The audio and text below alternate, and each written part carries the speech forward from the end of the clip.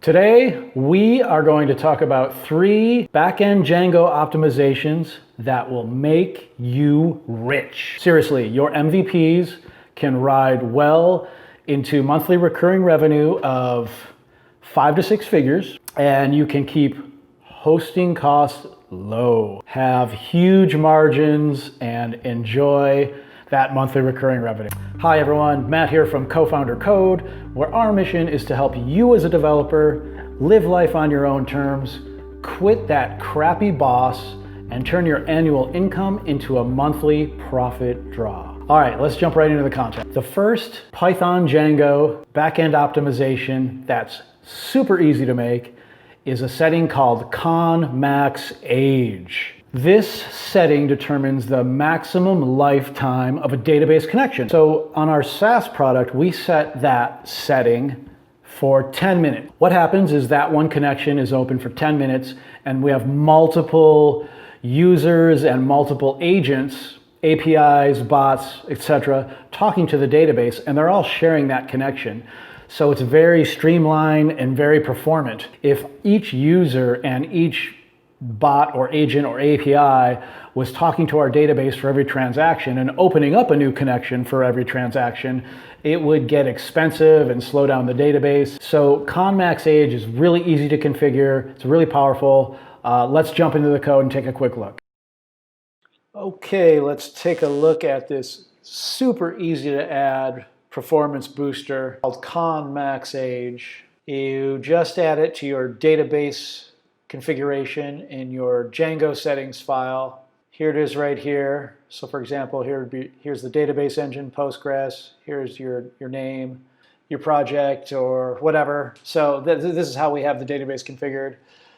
And so right here, ConmaxAge, we set ours to 600. And basically that's 10 minutes. And it's such a powerful performance booster.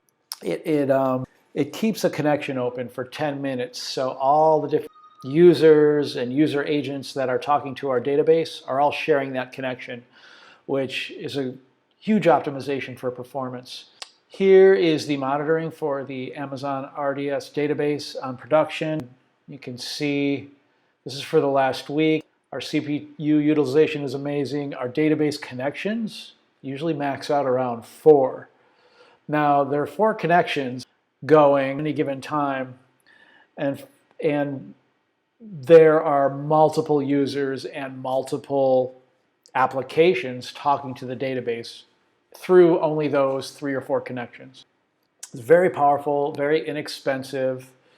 This is running on a micro instance, and this database is processing transactions for thousands of orders every hour, doing database reads and writes to this database. And in addition to that, we have human users logging into the dashboard to check their orders, to see their stats.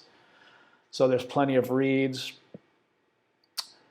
Now there are some minor architecture performance boosters as well. We're caching sessions and things like that. All the things you would want to do in a typical Django configuration. That's for another video though.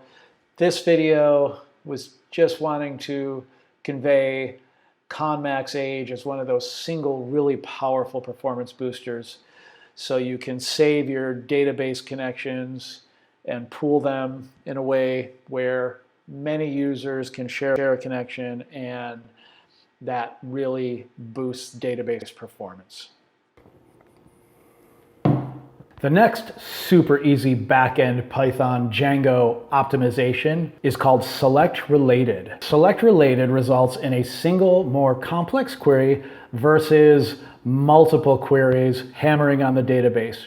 Where this comes into play is a list page. Let's say you have a list page with multiple, many rows, maybe even not too many, even 50 rows. And each column in those rows are referencing data from other tables. So not just, let's say, not just a user table, but a user table that also references data from an address table. And it also references data from a profile table. If you're not using SelectRelated, every row is going to cause a database query. multiple database queries for every row. With SelectRelated, you can turn that all into one simple query for that entire list. It's very easy, quick optimization. The next super easy Python Django optimization to add is pre-fetch related. Now this is similar to SelectRelated. It's a performance booster that is designed to stop the deluge of database queries that happens when you have a list page and items in that list are referencing multiple tables. And so this also turns that into a single more complex query. Behind the scenes, the magic happens in a slightly different manner, and if you want to see how that works, just go to the Django documentation and look up pre-fetch related. But you don't need to know exactly how it works. You just need to know that you would use pre-fetch related on a many-to-many relationship or on a many-to-one relationship. So you use select related for a one-to-one relationship or a one-to-many relationship, and you would use prefetch related on a many-to-one relationship, so basically the reverse of a one-to-many, or a many-to-many relationship.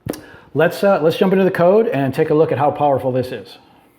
Okay, let's take a look at prefetch related and select related and how powerful they are. Here we are looking at a Django admin list page. And this list page it's an orders list with 54 orders. And you can see over here, if you look here, that this page with only 54 orders is making 171 database queries. It needs to be optimized because this is my local host. On production, there are over 80,000 orders. So this page would not even load. And with just a minor tweak, you can change this 171 queries into 10 queries. Here is the code to do that. This is the admin, so you do use the get query method. Add your prefetch related and select related methods. So the reason for all those 171 queries is because this is a list of orders, but it's also referencing a campaign table, a deal table, a user table, a rebate table, and a reward card table. So using prefetch related and using select related turns this all into one single query. And as you can see, the page will load much faster when refreshed. And there you go. You can see now it's down to 10 queries. Much faster. Okay, so yeah, these optimizations are fantastic and they're super easy. They are not over optimizations for an MVP. They keep costs low.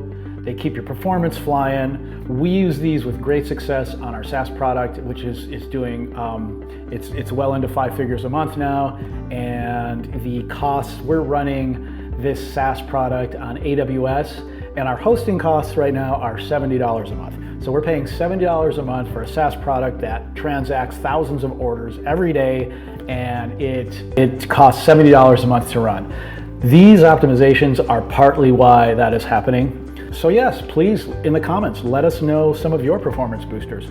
How do you keep your MVP humming along well into the 5 to 6 figure stage? And please like the video if you got value from it. Please subscribe and let me know in the comments that you subscribed. I reply to every comment. Most importantly, please go out there and crush it as a technical co-founder. All right, bye everyone.